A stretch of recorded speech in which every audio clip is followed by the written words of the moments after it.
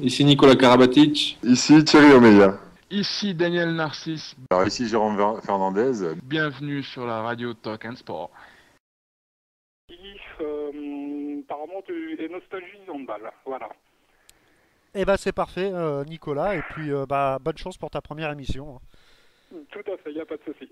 Alors on va commencer par parler de la grande nouvelle, les venues de Pro D2, et nous sur Randé déjà on est content pour toi, Mika, Aix-en-Provence, jouera en LNH. Alors ça a été compliqué quand même cette saison, mais voilà, ça s'est joué à la dernière journée. J'imagine que, en plus un score assez large, Mika, quand même. Le match était plus facile que prévu. Ouais, ben on a mis tous les moyens en œuvre. On voulait vraiment gagner, on voulait pas laisser de place au hasard. Donc, on a vraiment joué le match à fond à la maison contre une équipe qui a fait une saison très moyenne. Ça a pas fait de, ça, je sais pas comment dire. Il y avait pas photo quoi. On a tout de suite pris le match au bout de 10 minutes. On avait déjà 5-6 buts d'avance et derrière, ils ont tout de suite baissé les bras. Je pense qu'ils attendaient plus une défaite de Massy qu'un vrai sursaut d'orgueil de leur part à Aix-en-Provence. Donc ça a fait un match de gala pour terminer. On a pu faire des gestes techniques et régaler un peu le public et c'était très agréable. Alors on a une petite surprise pour toi, Michael, c'est un certain Jérémy Roussel qui est avec nous. Bonsoir Jérémy. Jérémy, vous nous entendez? Oui, bonsoir. Alors bonsoir Jérémy, on voulait faire une petite surprise à notre consultant Michael. Bah, et déjà, vous souhaiter au nom de tout le handball et puis surtout de Handé, félicitations pour votre belle saison avec Aix. Merci beaucoup. Alors, on a peut-être quelques petites questions à vous poser quand même. Tout d'abord, la première, bon, vous aviez clairement fixé les objectifs de la montée. Est-ce que vous attendiez quand même que cela se joue à la dernière journée? Euh, Très honnêtement, non. Très honnêtement, non. On savait que ça serait compliqué, mais on ne pensait pas qu'on aurait à batailler jusqu'à la 26e journée pour gagner la première place, la seule place qui permet d'accéder à la LNH sans passer par les playoffs. Ouais, et surtout, j'imagine que vous étiez aussi surpris de voir que c'est Billière qui vous tenait la dragée haute quand même. Oui, oui, complètement. Complètement. Non pas que Bière, qu'on considérait comme Bière comme une équipe de seconde zone, loin de là, mais c'est vrai qu'ils font une saison absolument extraordinaire. Parce que bon, nous qu'on soit estampillé favori, même si ça a pesé un peu sur nos épaules, c'est normal. Mais Bière a pas les mêmes moyens que nous, et donc c'est d'autant plus méritant ce qu'ils arrivent à faire cette saison. Alors pareil, est-ce que le programme d'Aix, là, c'est les vacances, j'imagine, après le titre, non? Ouais, enfin c'est les vacances. Disons que c'est un peu plus cool psychologiquement, mais on peut pas rester 2 mois sans activité physique. Donc on va faire un petit mois où on va alterner musculation et puis dérivatifs, et puis après on aura 5 semaines de congé. Ouais, 5 semaines de congé bien mérité. Euh, alors Aix est assuré de jouer en LNH, maintenant il faudra s'activer sur le marché des transferts. On a vu aujourd'hui que vous avez signé deux pivots. Un petit mot quand même sur ces pivots qui vont rejoindre Aix. Oui, bah, déjà, enfin on va pas s'activer plus que ça parce que bah, moi j'ai la conviction que l'équipe est carénée pour faire quelque chose l'année prochaine au plus haut niveau. Et puis on avait anticipé le recrutement avec les arrivées en janvier de Savic et puis un mois plus tard de Stojanovic, qui sont quand même deux joueurs, à mon sens, qui ont largement le niveau au-dessus et puis qui nous ont quand même bien aidés à finir cette saison. Donc avec eux, voilà, le deal était clair. Si on montait, leur contrat se prolongeait. Et puis par contre, on les perdait si jamais on était obligé de rester en deuxième division. Donc on avait anticipé un peu le recrutement sur la saison prochaine avec ces deux-là. Et puis après, concernant les deux pivots, là, Jérémy Courtois et Nicolas Ivacno, ils viennent mettre un peu de densité physique, notamment dans le secteur défensif, parce qu'on s'est rendu compte que cette année, on avait quand même quelques difficultés face aux équipes avec des morphologies un peu imposantes, et qui nous imposaient un défi physique. Benoît. Oui, salut Jérémy. Salut Benoît. Je voulais revenir un petit peu sur ces derniers jours avant cette consécration. Quel a été le plus dur à gérer de garder tes joueurs et de leur ôter un maximum de pression pour pas qu'ils perdent le moyen, ou de gérer cette pression médiatique qui commençait à devenir assez pesante? Qu'est-ce qui a été le plus dur à gérer? J'ai eu le sentiment vraiment que autant sur les 2 tiers de la saison, voilà, je me suis senti parfois le besoin de les pousser, et là c'est plutôt le groupe qui m'a tiré sur la fin. Je commençais à être vraiment fatigué. Et voilà, on a enchaîné une série de 10 victoires consécutives. Et voilà, la difficulté c'est ça, quoi, c'est de faire comprendre à tout le monde qu'il faut absolument rester vigilant, et puis en même temps, voilà, de pas semer le moindre doute dans les têtes des joueurs qui étaient quand même en pleine confiance.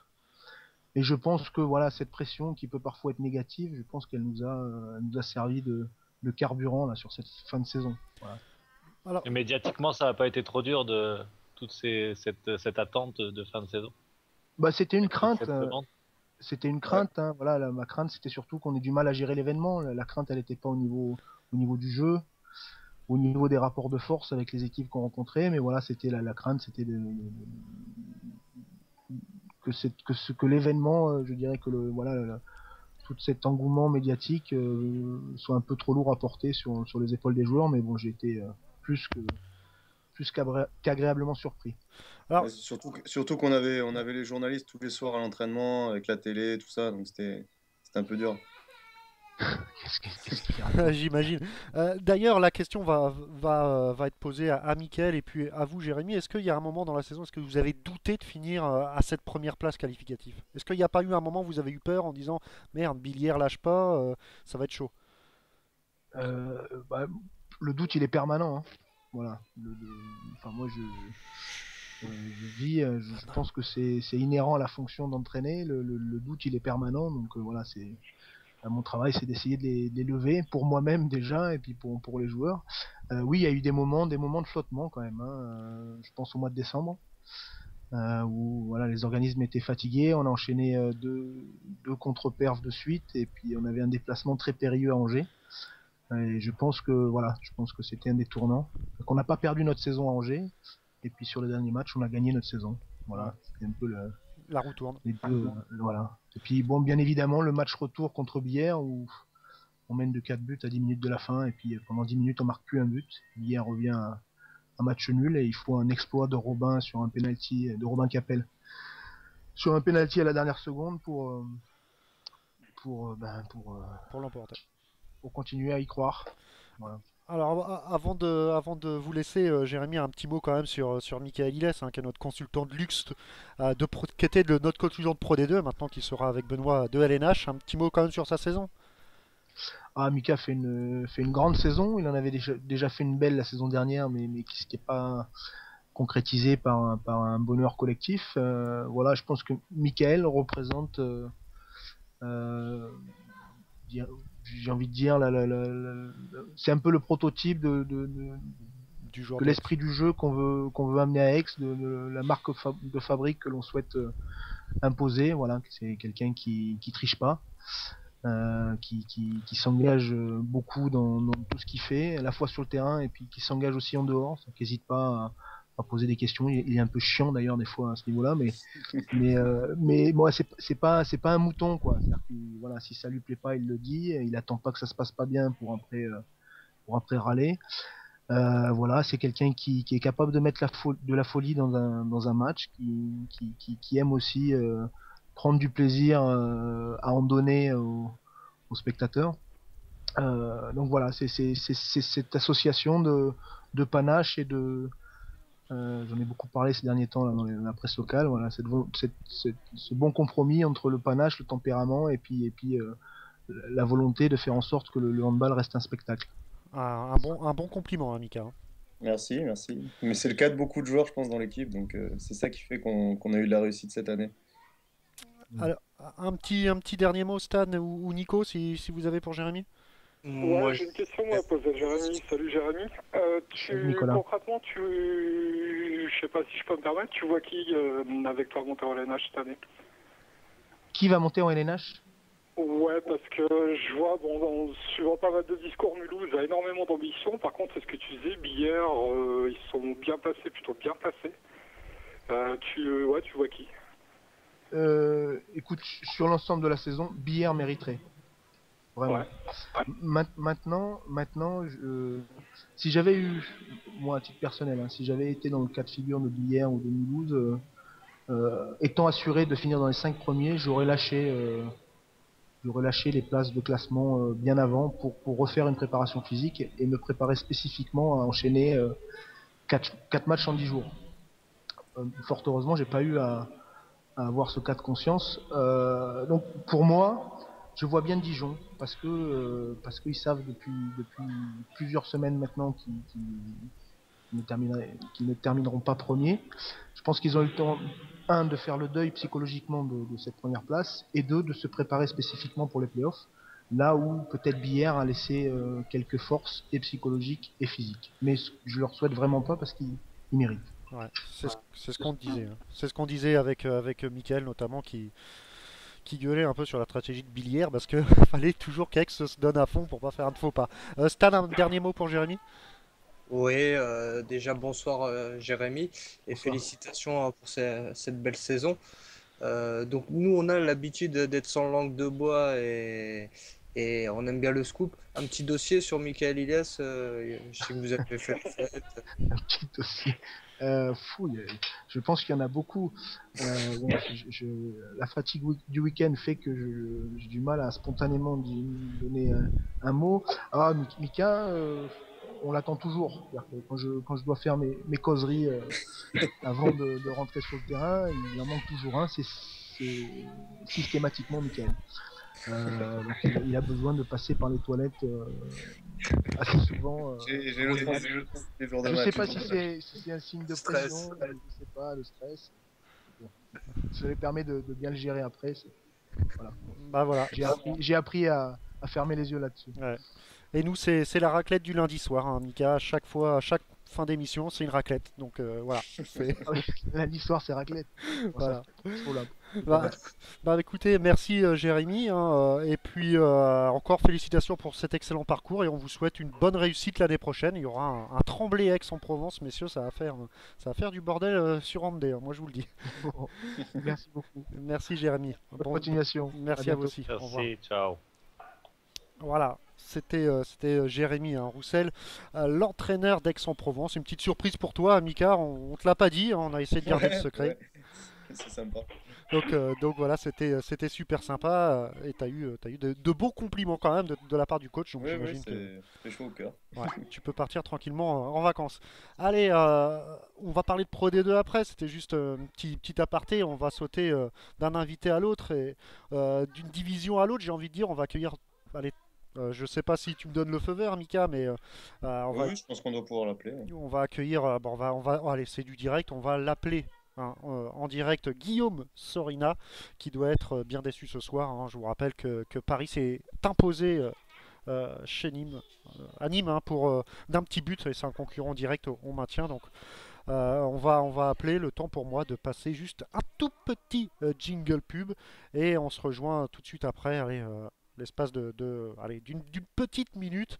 Hop, je cherche. Alors, parce qu'on gère la technique en plus d'être animateur, c'est ça qui fait la force de Andé. Le temps pour moi de chercher un petit jingle qui dure bien une petite minute quand même et que vous l'appréciez. Allez, en plus c'est du hand, ça tombe bien. Ça doit être Narcisse. Vous l'avez peut-être entendu, et bah vous allez le réentendre sur Radio Token Sport. Allez, à tout de suite. Ici Hugo Desca. Ah merde, c'est Hugo Desca. Bon, alors attendez, je l'appelle les gars, on n'est plus en direct. Ah bon, je croyais que c'était en direct. Non, non. Oh merde, c'est Hugo Desca, c'était pas mal. Non, c'était plus en direct. Tiens, Hugo qui m'a répondu dans les petites interviews. Bon, alors attendez, parce que là, faut que je... direct, Raphaël, sort, va jouer alors, attends, parce qu'il faut que je retrouve. Tiens, tu peux me le dire à l'oral, Mika, le numéro? Si tu peux. Ouais, attends. Alors,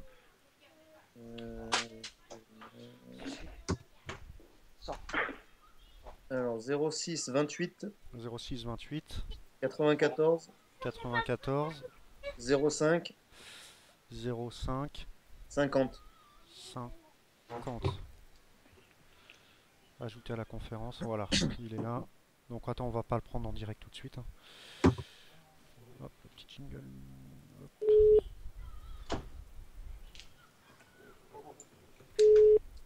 Allô? Allô Guillaume? Oui. Oui, bonsoir. RTS, Andé. Donc on n'est pas encore en direct, hein, vous inquiétez pas, on a passé un petit jingle. Donc, Oui. tout d'abord, merci d'avoir répondu à l'invitation, c'est gentil. Voilà. Allez. Ouais, il n'y a pas de souci. C'était un peu compliqué parce que je suis pas chez moi. Je suis encore dans l'installation et tout ça. Mais voilà. Vous inquiétez pas, on va faire vite. J'ai vu que tu avais une belle piscine en préparation. Ouais.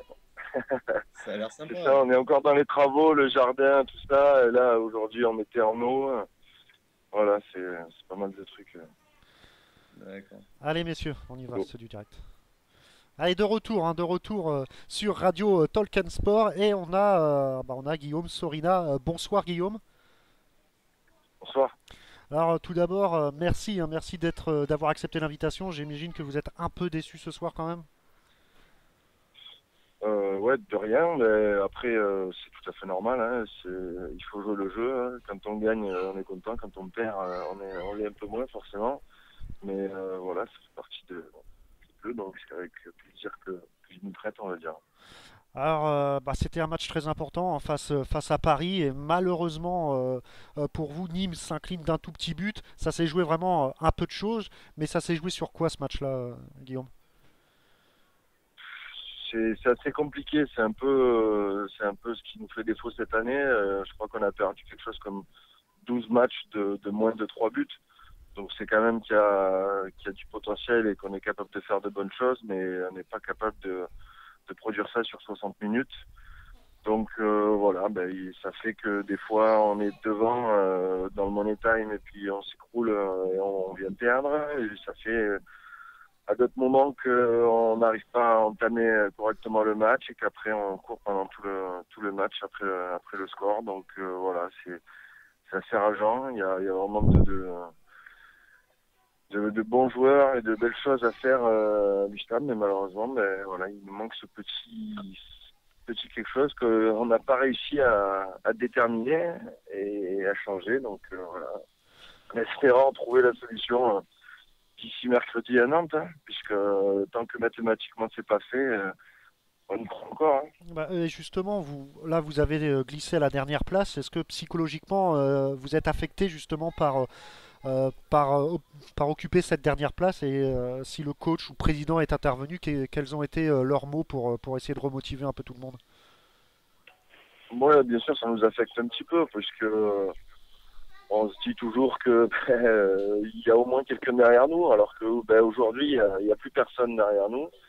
On est les derniers, donc voilà, le président et le coach, ils ont eu des mots très simples. Hein, ils nous ont juste dit que tant que c'était mathématiquement possible, il fallait y croire.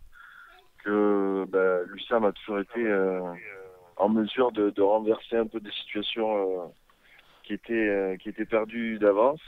Mais voilà, quoi, tout simplement d'y croire et d'y aller avec l'envie et avec nos valeurs. Hein, voilà. Alors, Nîmes, en regardant un peu le calendrier, donc vous vous déplacez à Nantes, qui n'a plus rien à jouer. Après, vous recevez, il me semble, Célestat, pareil, qui n'ont plus rien à jouer. Vous avez quand même, en regardant plus ou moins le calendrier, peut-être un calendrier un peu plus abordable que les autres équipes qui jouent avec vous le maintien. Oui, peut-être plus abordable. Il ne faut pas oublier non plus que Nantes est invaincu en 2012, qu'ils ont... Tremblay les a battus. Tremblay vient de les battre. Tremblay vient de les battre, donc Nantes. Oui, non, mais chez eux, je voulais dire, oui. pardon. Ah oui, chez eux, ouais, effectivement. Chez eux, ça va être dur. Hein. Chez eux, ils ont été capables de produire du très beau handball. Je pense notamment à cette première mi-temps contre Chambéry, qui était assez impressionnante à voir à la télé. Donc voilà, ça reste une équipe top 5, top 6 du championnat. Donc voilà, quand on voit l'écart qui s'est creusé entre ces équipes de tête et je dirais le reste à partir de la sixième place, septième place. Donc voilà, après ça va être très difficile, je pense. Et puis Célestat après sur le dernier match à la maison où là, si on a réussi à faire l'exploit à Nantes, effectivement, tout sera jouable parce que les autres ont un calendrier assez compliqué aussi et on pourrait se retrouver à plusieurs à égalité. Donc après là, voilà, c'est pour ça vraiment qu'on y croit encore et qu'on ne baissera pas les bras. Mika, t'avais quelques petites questions? Ouais, moi je voulais savoir un peu parce que j'ai l'impression que vous avez quand même cette saison eu beaucoup de blessés. À quoi est-ce que tu penses que c'est dû? J'ai l'impression que tout votre côté droit est décimé, que toi tu as été blessé pendant un certain moment, Jean-Phi a été blessé beaucoup, beaucoup aussi. Ouais. Est-ce que tu penses qu'il y a un problème au niveau de la charge d'entraînement, au niveau de, je sais Non, pas, je du pense que c'est sol? vrai que on a joué un peu de malchance parce qu'il y a quand même pas mal de blessures qui étaient des blessures un peu bêtes qu'on aurait pu éviter. Maintenant, après, c'est vrai qu'on a eu une charge d'entraînement assez conséquente. Voilà, c'est aussi quelque part rassurant de s'entraîner puisque on travaille, on a l'impression d'avancer un peu, mais c'est vrai que des fois rien ne remplace une bonne journée de repos. Donc voilà, je sais pas vraiment à quoi c'est dû. Donc voilà, et puis après les entraîneurs entraînent et les joueurs jouent. Hein. Donc voilà, après je suis pas forcément placé non plus pour émettre des. Donc Ouais, voilà, je pense que Et deuxième chose, on a fait un peu de malchance. ouais. Deuxième chose, j'ai l'impression que vous êtes aussi un peu Malik Boubayou dépendant. J'ai l'impression que quand il est bon, vous faites des bons matchs et au contraire, quand il est mauvais, c'est pas terrible, quoi. Est-ce qu'il manque pas un artilleur avec toi sur la base arrière? Parce que Malik est vraiment pas Et assez le équipé. problème, effectivement, c'est qu'on est un peu en manque de rotation, comme tu l'as dit, avec tous ces blessés. Et quand Malik est performant et qu'il arrive à produire un bon handball et à jouer un peu libéré, forcément, ce manque de rotation, il se fait un peu moins sentir. Et c'est vrai qu'on a l'impression de mieux jouer. Mais voilà, je pense, plus un manque de rotation. Mais puisqu'après, il a un rôle qui est assez compliqué. Quand on n'a pas nos gauchers, il se retrouve droitier, arrière droit. C'est compliqué, voilà. Mais après, c'est vrai. Là, il a joué à droite contre Paris? Pardon, contre Paris, non, il a joué un peu à gauche. Ouais. Il a joué à gauche et c'est moi qui me suis retrouvé demi-centre. Mais voilà, après, dans la mesure où on a nos gauchers qui sont blessés, qui ont été blessés très longtemps pendant la saison, c'est vrai qu'il y a eu une difficulté à renvoyer le jeu, je dirais, de la droite vers la gauche. Pour proposer autre chose et effectivement après avoir un peu plus de réussite sur la base arrière. Et toi, tu serais pas capable de prendre ce poste d'arrière droit? Parce que c'est vrai qu'à Chambéry, tu l'avais un peu fait quand même. Ouais, c'est pas ce que je préfère effectivement. Je sais pas si c'est là que je suis plus efficace. Donc voilà, après je veux bien jouer n'importe où tant qu'on gagne. Hein. Ouais. Alors, est-ce que Nico, tu as une petite question sur ce match-là et sur Nîmes? Ouais, sur Nîmes, je veux revenir plus au calendrier. Moi, je rejoignais Guillaume, comme il disait qu'un déplacement à Nantes, ça allait être super compliqué. C'est vrai qu'aller gagner à Beaulieu, c'est pas forcément évident. Par contre, moi, je vois plutôt la fin de saison avec le calendrier de Paris qui va finir à Chambé, alors que Nîmes va finir à la maison. Ouais, donc ça peut être positif. Ouais, effectivement, le dernier match. Ouais. Voilà, parce que Paris, si je me trompe pas, il leur reste Dunkerque à jouer et puis après ils partent au phare. Ouais, effectivement, ça va être tout bénef normalement pour Nîmes. Hein. Il devrait absolument s'imposer face à Célestat parce que le match de Nantes va être compliqué. Mais bon, on peut espérer quand même, Guillaume, que Nantes se relâche un peu. Ils ont plus rien à jouer. Ils viennent de perdre en plus contre Tremblay. Donc Ben, si Tremblay bat Nantes, Nîmes peut le faire. Alors je te charrie un peu. Je te charrie un peu. Et Dunkerque, c'est pareil. Dunkerque n'a plus grand chose à jouer et doit préparer sa finale de Coupe d'Europe. Donc je vois bien Paris gagner contre Dunkerque dans le même temps, sachant que Paris est meilleur au goal average particulier sur Nîmes et Istres.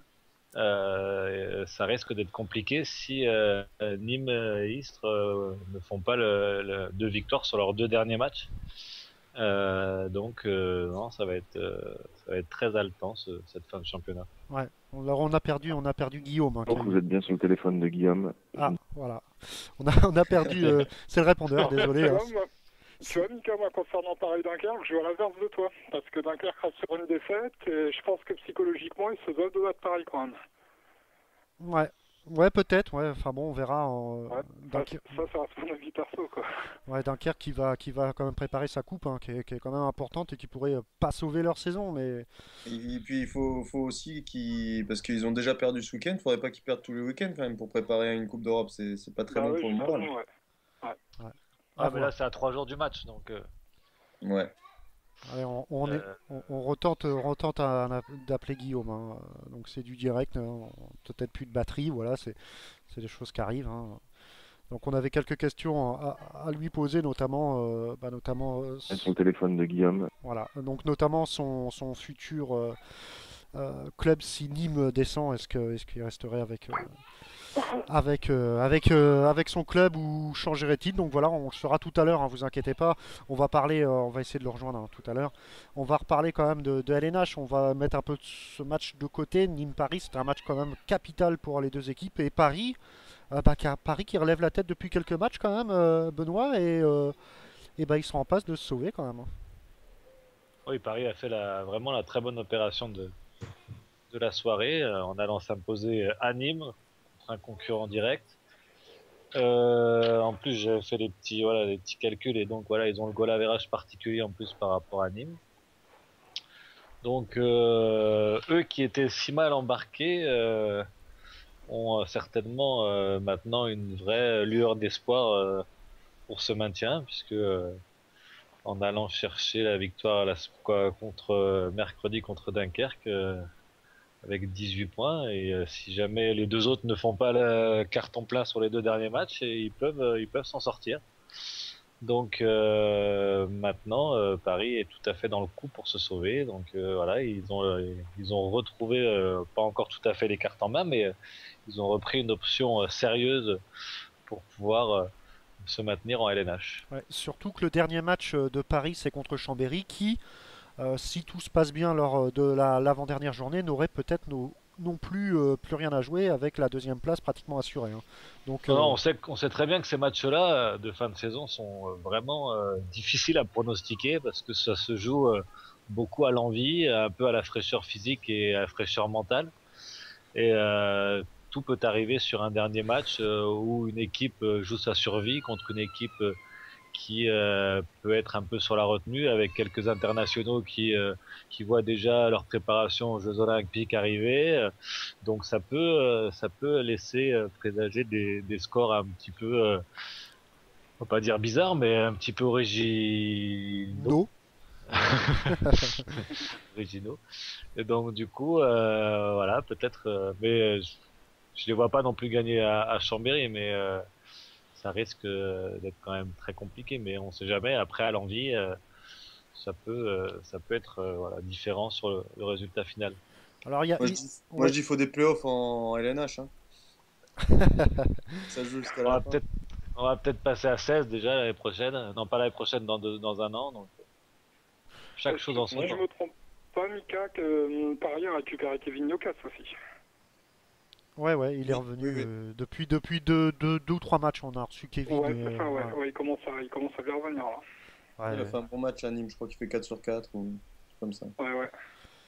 Et donc, il y a une autre petite surprise quand même qui s'est passée, c'est une nouvelle défaite de Montpellier sur les parquets de Cesson.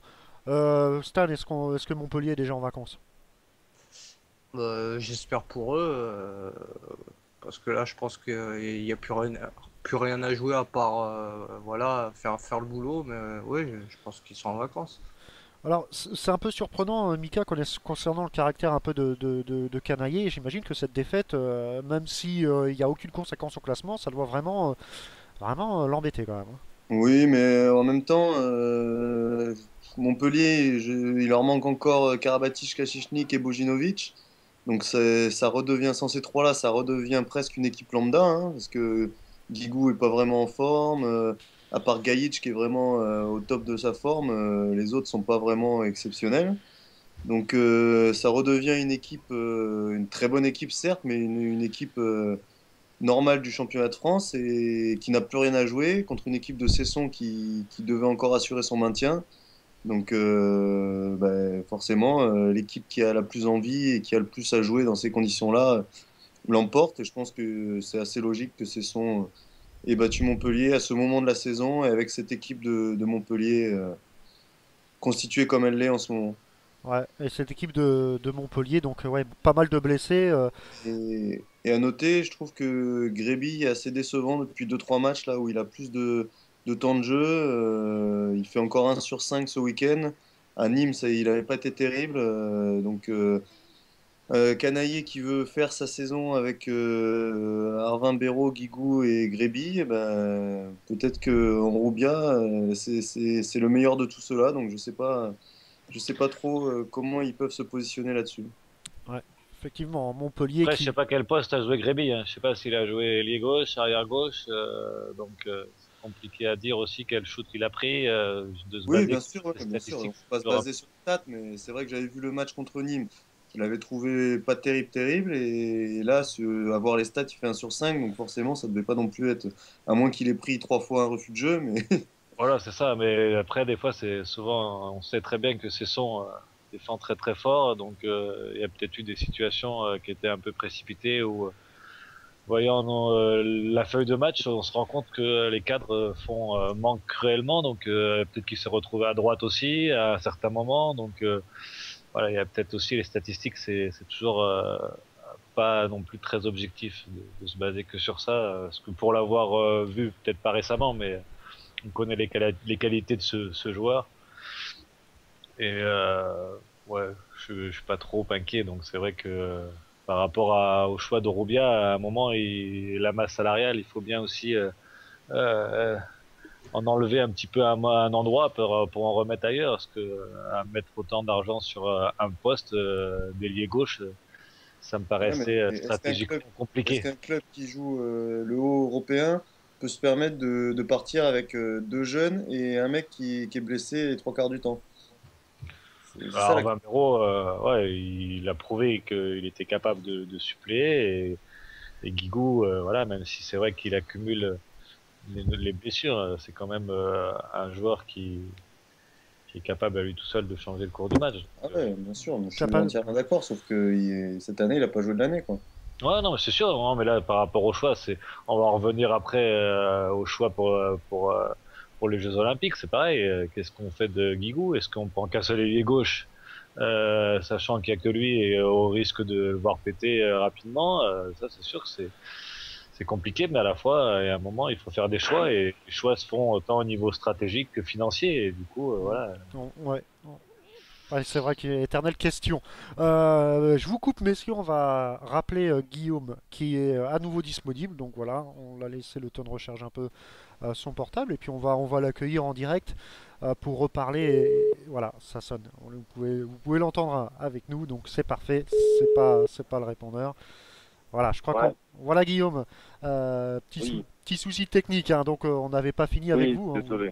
Non, y a pas de mal, hein, c'est du direct. Donc on parlait de Nîmes forcément et on allait venir un peu sur votre cas personnel. Hein. Vous êtes revenu à Nîmes cette saison. Est-ce que vous attendiez à vivre Oui. comme une saison comme ça assez difficile? Est-ce que c'était prévu de jouer le maintien et d'être vraiment sur la corde raide à 2 journées de la fin? Oui, effectivement, je savais que ça allait être dur. Je pensais pas aussi dur, parce que, comme on l'a dit tout à l'heure, on a eu vraiment une cascade de blessés qui nous a vraiment été préjudiciable. Donc, je m'attendais à une belle bagarre, mais pas celle-là, non, effectivement. Alors pareil, il vous reste 3 ans de contrat, je crois, et dans le cas où, et on vous le souhaite pas, Nîmes venait à être relégué, est-ce que vous resterez au club? A priori, oui, hein. Oui, oui, oui. Ouais, il y a pas de clause, il n'y a Oui, pas de... je suis engagé avec le club et voilà, j'ai, comme vous l'avez dit, 3 ans de contrat encore. Voilà, je préfère pas trop y penser, pas réfléchir à tout ça. J'ai pas étudié les choses précisément, mais parce que j'espère vraiment qu'on va se maintenir. Donc après il sera temps de réfléchir à tout ça, mais non, non, pour l'instant je suis ni moi et je reste. Alors Benoît, je crois que tu avais une question. Salut Guillaume. Je voulais reparler un petit peu de ton passage par Chambéry. Je voulais savoir Ouais. quelle expérience pour toi ça a été, comment tu as pu vivre cette expérience qui a pas été, quoi, tu vas peut-être nous le dire mieux que moi, mais voilà, de l'extérieur pas été spécialement concluante. Parce que là, on te voit complètement épanoui dans ton jeu à Nîmes, et c'est vrai que à Chambéry, les responsabilités étaient différentes, le temps de jeu était différent, c'est vrai, mais t'as jamais réussi à trouver ta place de manière vraiment prépondérante pour l'équipe. Ouais. Non, mais Chambé, ça reste une belle expérience pour moi. J'ai rencontré vraiment plein de mecs sympas et plein de gens super attachants, super. Je parle bien évidemment des joueurs, mais aussi à côté des bénévoles et des supporters de ce club-là qui font de ce club un grand club, je pense. Donc après, pour revenir sur le hand à proprement dit, c'est vrai que ça reste un peu une toute petite frustration, mais voilà, qui a été assez rapidement évacuée. Ça m'a permis de vivre plein de super choses. J'avais pas encore fait de match européen, de match international. Donc voilà, ça y est, maintenant c'est chose faite. Et mon premier match c'était à Kiel, donc voilà, c'était vraiment une belle expérience. J'ai vu des belles salles, des super joueurs. Voilà, donc après, c'est vrai que j'ai pas eu trop non plus l'opportunité de m'exprimer.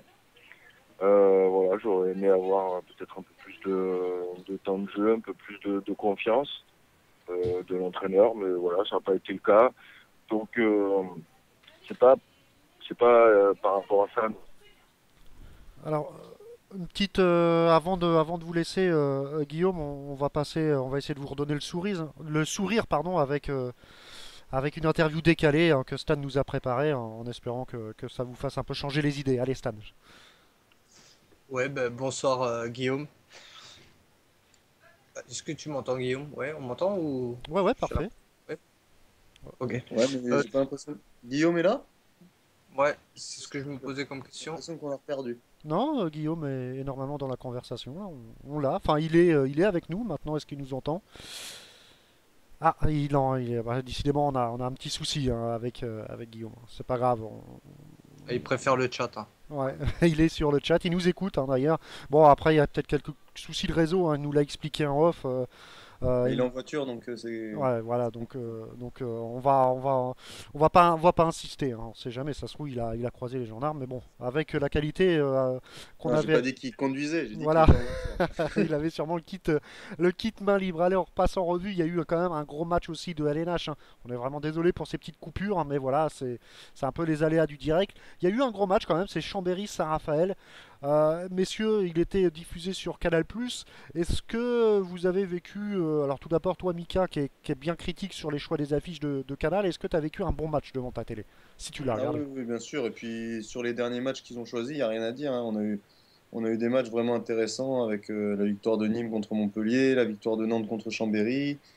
Et là, ce match de Saint-Raph-Chambéry pour la deuxième place, synonyme de Ligue des Champions, c'était vraiment une belle bagarre. Et Chambéry a tenu le coup malgré un Saint-Raphaël très, très accrocheur. Donc non, c'était vraiment un beau match. C'était intéressant à regarder. Je suis un peu déçu pour Saint-Raphaël qui a eu les occasions pour passer devant et pour peut-être s'imposer et qui est un peu gâché à l'image de Jurisec. Et j'en suis d'autant plus désolé que c'est pas dans ses habitudes de rater des contre-attaques. Et sur ce match-là, il a été un peu moins en réussite que d'habitude et ça leur a été fatal. Est-ce que Nico, on a vu la meilleure équipe s'imposer contre cette belle affiche? Est-ce que Chambéry était la meilleure équipe sur le terrain? Ouais, je dirais sur le papier, ouais. Par contre, j'en reviens moi à ce que disait Mickaël. Effectivement, c'était une super affiche. J'avais eu moi Nicolas Krakowski au téléphone et je peux te garantir que du côté de Saraf, la date avait été cochée depuis très longtemps sur le calendrier. Donc Chambéry méritait de gagner ou pas alors face à Saint-Raphaël? De mon côté de Joker. Joker. Un petit mot quand même, Benoît, sur Chambé-Saraf?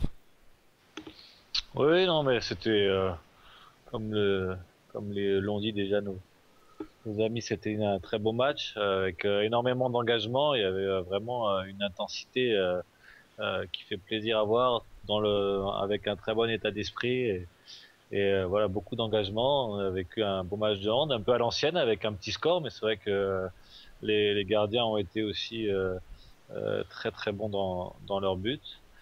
Je pense que Saint-Raph quand même peut avoir beaucoup de regrets. Ils avaient largement la possibilité de pouvoir remporter ce match ou de revenir avec quelque chose, mais c'est vrai que les cadres ont un petit peu failli sur ce match-là. On a vu un très bon Nicolas Krakowski, mais Mganem et Jurisek ont été un petit peu en échec sur ce match tant important. Donc la différence s'est fait aussi là-dessus dans la gestion des moments clés par les joueurs cadres cette équipe. Pour avoir entendu Gardan à la mi-temps mettait en garde ses joueurs contre la possible attitude de Nganem qui allait prendre le match à son compte. Hélas, il n'a pas été aussi décisif que d'habitude et ça a été un peu préjudiciable sur la fin de match pour Saint-Raphaël.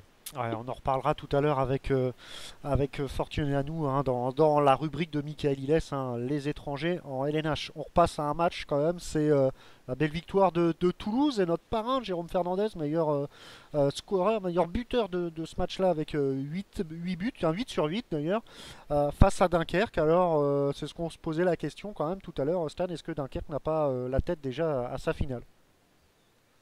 Bah forcément un petit peu quand même, mais bon, bah, je pense que pour eux, il n'y a que cette finale qui doit compter, donc je pense que c'est quand même assez logique. Alors, Mika, Benoît, un Jérôme Fernandez quand même qui fait une excellente saison, un 8 sur 8, soit 3 pénaux, mais qui est vraiment, allez, on va dire, à la hauteur de son rang international quand même, hein, Mika. Ouais, il fait vraiment une belle saison, contrairement à l'équipe en général. Ouais. Il est présent dans les moments importants. Il a peut-être failli un petit peu à la maison le match contre Saint-Raphaël Carton rouge, ouais. où il rate un penalty important et il prend un carton rouge dans la foulée. Mais c'est vraiment, bon, sans avoir vu tous les matchs de Toulouse, c'est vraiment le seul match, j'ai l'impression, où il n'a pas forcément tenu son rang. La plupart du temps, il est surtout très efficace. Pour un arrière, c'est assez impressionnant. Il est bien au-dessus des 50%, je pense. Et en plus, il apporte sans doute beaucoup au club en termes de maturité et d'expérience. Donc, c'est vraiment une belle recrue pour Toulouse. Et j'espère qu'il jouera encore quelques années et qu'ils vont réussir à construire une équipe autour de lui parce qu'il y a vraiment de quoi faire quelque chose à Toulouse. Ouais, exactement. Vraiment quelque chose à faire à Toulouse. Benoît, est-ce que sans Jérôme Fernandez, Toulouse aurait été un peu plus en difficulté dans ce championnat, hein? Ouais, c'est une certitude. Il les a tenus à bout de bras quand même pendant un certain temps. On a souvent décrié Toulouse par rapport à ses résultats assez en dents de scie, mais lui a pu quand même garder un niveau de performance assez régulier. Et j'espère franchement qu'il va obtenir ce titre de meilleur arrière gauche. Ce serait un juste retour des choses. Ouais. Et c'est de très bon augure pour l'équipe de France de le voir dans cette forme-là. Voilà, aussi près de la préparation, en espérant qu'il garde ce rythme pour amener à l'équipe de France toute son expérience et son niveau de buteur qui est vraiment toujours inchangé et incomparable. Ouais, effectivement. Si je peux rajouter quelque chose, c'est par rapport à, tu disais, est-ce que Toulouse aurait été plus en difficulté sans Jérôme Fernandez? Moi, j'en suis un peu moins sûr que Benoît parce que sur les matchs où il n'a pas été là, on a vu que d'autres joueurs se sont mis en évidence et quelque part, là où Jérôme Fernandez apporte quelque chose en termes de maturité, d'expérience, tout ça, il l'enlève peut-être dans le sens où ses coéquipiers, quand il est là, en font peut-être un petit peu moins, se reposent peut-être un peu trop sur ses épaules. Ouais. C'est en ça que je dis qu'il faut construire une équipe autour de Jérôme avec des joueurs qui sont pas forcément de du même potentiel, mais qui psychologiquement vont pas se reposer forcément sur les performances individuelles de Jérôme Fernandez. Ouais, mais Angelkovic, qu'il soit là ou pas là, il a été mauvais. Il a été inexistant pendant toute l'année. Ouais, effectivement, hein, et c'est vrai qu'on Sachant que c'est le meneur de jeu, donc c'est Ça un peu botte compliqué. ça.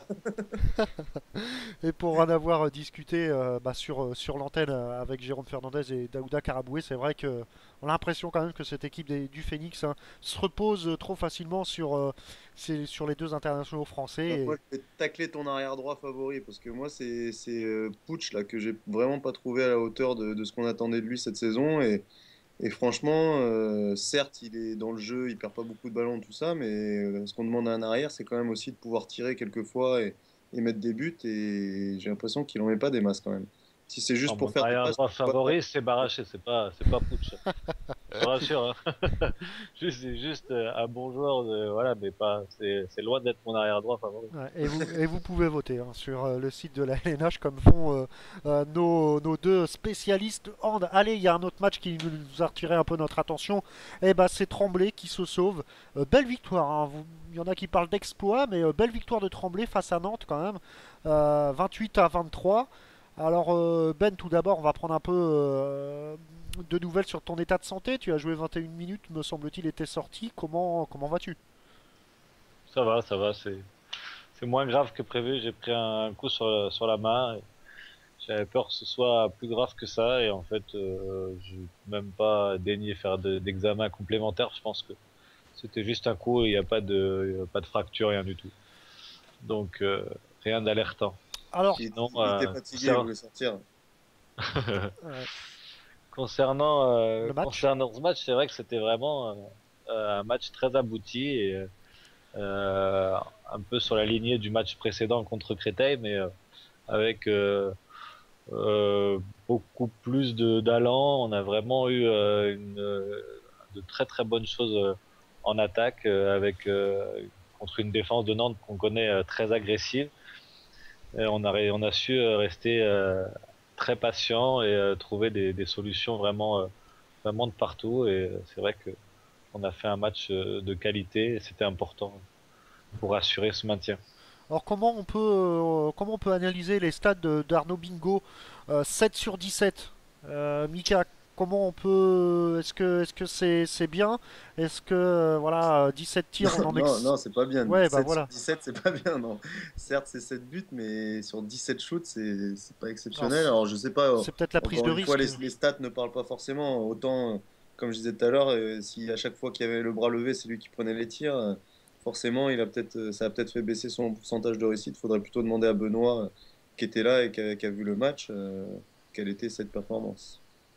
Bah Benoît. C'est pour ça que les stats ne reflètent pas. Arnaud Bingo joue arrière gauche en ce moment, D'accord. puisque notre Teddy Poulain a été blessé et n'est pas rentré une seule seconde, donc c'est lui qui a joué une heure arrière gauche, donc 7 sur 17, c'est honorable en tant qu'arrière gauche. Ouais, surtout avec, on sait très bien qu'il aime bien prendre des shoots assez compliqués, Arnaud. Donc, on a l'impression aussi depuis quelques matchs, il revient bien et c'est tout bénef pour l'Euro hein, s'il venait être dans les 14, Benoît. Ouais, non, il est en train de refaire de très bonnes performances contre Créteil. Il avait raté sa première mi-temps, mais on a réussi à le remobiliser et lui aussi a fait preuve de maturité sur ce match-là. Il a réussi à rester concentré, à pas sortir du match et à faire une excellente deuxième mi-temps donc la semaine dernière. Et là, cette semaine avec un peu plus d'échecs peut-être, mais vraiment encore beaucoup de situations. Il arrive vraiment à donner beaucoup de choix en attaque par sa vivacité, par son jump. Donc c'est intéressant pour nous dans cette période qui était capitale et à la fois où les rotations manquaient encore cruellement. Alors, autre match, Nicolas, qui a vu Célesta faire match nul sur le terrain d'Ivry, et grâce à ce petit point, Célesta, au même titre que Tremblay, hein, se sauve et reste en LNH. C'est un bon point pris par Célesta, et par contre, c'est moins bien pour Ivry qui va lutter jusqu'au bout, hein, Nico. Ouais, tout à fait. C'est quand même un bon point pris par Célestin qui qui aurait en plus pu en prendre deux parce qu'Arnaud Frappel a failli donner la victoire à Célestin. Donc, si je me trompe pas au niveau du match, Ivry a mené une bonne partie du match avant que Célestin ne revienne dans la course. Et a priori, le match nul serait équitable. Ouais, match nul qui arrange plus Célestat qu'Ivry qui devra se battre, hein, Tout à fait. tout comme Paris, Istres et Nîmes, hein, voire même Créteil, hein, qui n'est pas sauvé, mathématiquement parlant, bien entendu. Donc voilà, ça va jouer un peu sur les deux dernières journées. Il y a également, bon, je crois qu'on a. Justement, c'est le moment un peu de se mouiller là. Je voulais faire un édito sur ça, mais c'est le moment d'en Ouais. parler. Qui pour descendre? Ah, Moi, je vais prendre un pari perso pour discuter des fois avec Pascal Landry. Je ne vois pas Ivry descendre cette année.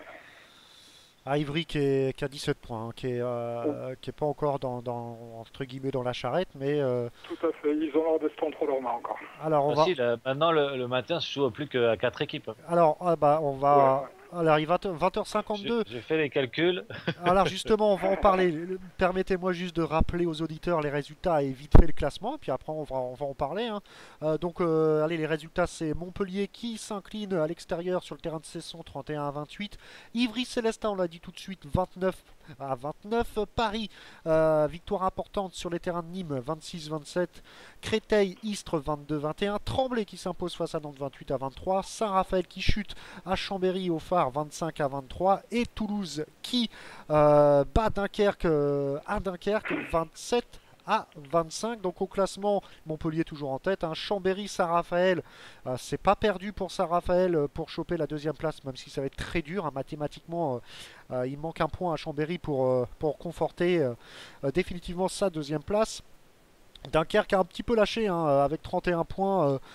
C'est pareil, hein, Nantes devra gagner ses deux prochains matchs. Dunkerque perd les deux pour que Dunkerque perde sa quatrième place. Et puis, on l'a dit, Tremblay, Toulouse, Cesson, Célestat, Créteil ne jouent plus rien dans ce championnat, hein, même si Créteil, je compte. Non, Créteil, Créteil 15 points. Mathématiquement, non, mais au goal average, ils sont devant Istres et Nîmes. Donc Créteil qui est sauvé. Donc il reste, comme on l'a dit, Ivry, Paris, Istres et Nîmes. Alors je vais vous donner quand même, avant de se mouiller, hein, je vois que Ben, t'as bien analysé tout ça. Ouais, c'était le but de mon édito, mais c'est vrai que là on est en plein dedans, donc autant en parler. Autant ouvrir le débat autour de ça, avant de recevoir notre dernier invité. Avant de recevoir notre dernier invité, exactement. Donc je vous rappelle quand même, l'avant-dernière journée, pardon, il y aura un Istres-Cesson, un Nantes-Nîmes, un Paris-Dunkerque et un Toulouse-Ivry. Alors là, bien malin qui pourra trouver qui va l'emporter face à nos quatre potentiels relégués. Et à la dernière journée, on aura un Chambéry-Paris, un Ivry-Istres qui va valoir son pesant d'or, un Nîmes-Célestat et j'en ai oublié un. Bah non, c'est bon. Nîmes, c'est ça. Donc voilà. Alors allez, on va laisser la parole à Mika qu'on n'entend pas. Alors, tu vois qui descendre? Au vu du calendrier, Paris a l'air mal embarqué quand même. Et Istres non plus. Je dirais Paris et Istres, même si j'aimerais bien que Paris se maintienne. Paris-Istres, on s'est noté, hein, Stade Nord, tout ça, et on remettra ça dans vos pronos, hein, l'émission des pronostics du vendredi soir, animée par Xavier Coulant. Donc, Istres-Paris pour Mika. Et à savoir aussi que les équipes qui sont engagées en play-off n'ont pas toutes forcément le budget pour monter. Donc, ouais. Si Mulhouse ou Billière n'arrivaient pas à se qualifier et n'arrivaient pas à avoir le budget, il n'y aurait qu'une équipe, il n'y aurait qu'une descente. Donc c'est pas le finaliste qui montrerait, c'est une équipe de LNH qui... Non, en général c'est de LNH qui repêche. Ouais. Qui descend, ouais. D'accord. Stan, tiens, on va te donner la parole. Entre ces quatre équipes, ça va être chaud. Hein. Ouais. Ça va être tendu. Hein. Ouais. Je vais pas trop me mouiller, je vais donner directement les deux derniers, Istres et Nîmes. Istres et Nîmes, d'accord. Avant de te donner la parole, Benoît va demander l'avis à Nico. Moi, je rejoins Mika. D'accord. Paris et Istres? Ouais. Paris-Istres, ouais. Moi, j'ai vraiment du mal à croire que Ivry va descendre. Ouais. Ouais, Ivry, là, donc ils vont du côté de Toulouse, c'est pas gagné du côté de Toulouse, mais à l'extérieur, c'est vraiment l'opération commando du côté d'Ivry à chaque fois. Et Benoît, toi qui as analysé ça? Non, mais c'est vrai que en fait, cet édito là, il me titillait depuis un moment, mais j'avais pas envie de le faire parce que vu notre classement, je me voyais pas évoquer une éventuelle descente de Tremblay, donc j'ai attendu les 2 dernières journées pour pouvoir vraiment analyser tout ça. Donc maintenant que je suis officiellement sauvé, je peux en parler de manière plus libre. Moi, je vois bien quand même Paris battre Dunkerque. Et vu que je suis très mauvais pronostiqueur, je vais me tromper certainement, mais si Paris a 18 points, il faudrait que Istres et Nîmes fassent le sans faute. Et je vois pas ni Istres ni Nîmes gagner leurs 2 derniers matchs. Donc, mais je les vois au moins en perdre un. Istres devrait gagner contre Cesson, mais Nîmes à Nantes, ça risque d'être quand même compliqué. Et Célestat pour le dernier match. Franchement, allez, qu'est-ce que je vais dire? Je vais dire comme Stan, il est fort en pronostic, Stan. Je vais dire Istres et Nîmes. Istres et Nîmes, d'accord, c'est noté. Et comme on l'a dit, il y aura peut-être des surprises du côté de. Et moi, je veux pas que Istres descende pas. Ouais. J'ai plein de potes là-bas. Ouais, bah voilà, c'est noté. 20h57, on a le temps avant de recevoir notre deuxième invité. Il manque plus que toi en fait. Moi? Alors, bah moi, oui, je peux. Bah oui, quand même. Hein. Alors, Facile, ça. voilà, je vais donner un peu mon avis. Même si Paris semble quand même jouer contre Dunkerque qui a la tête à sa finale. Et puis, quand même, le dernier match c'est face à Chambéry. Et c'est le dernier match de Chambé au Phare cette année.